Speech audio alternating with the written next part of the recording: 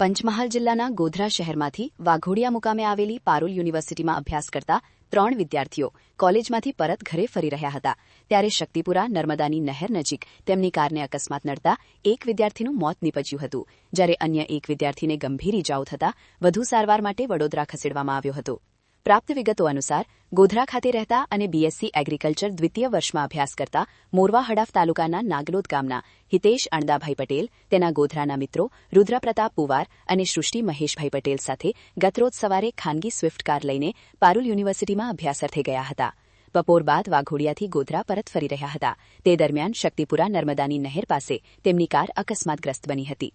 અકસ્માત બાદ 108 એમ્બ્યુલન્સ મારફતે ત્રણેય વિદ્યાર્થીઓને હાલોલની સરકારી હોસ્પિટલમાં ખસેડવામાં આવ્યા હતા જ્યાં સારવાર દરમિયાન હિતેશ અણદાભાઈ પટેલનું મોત નીપજ્યું હતું જ્યારે રુદ્રપ્રતાપ પુવારને ગંભીર ઇજાઓ પહોંચતા તેને વધુ સારવાર માટે વડોદરા રિફર કરવામાં આવ્યો હોવાનું જાણવા મળ્યું છે। ત્રીજા વિદ્યાર્થીને સામાન્ય ઇજાઓ પહોંચી હોવાનું જણાવવામાં આવી રહ્યું છે।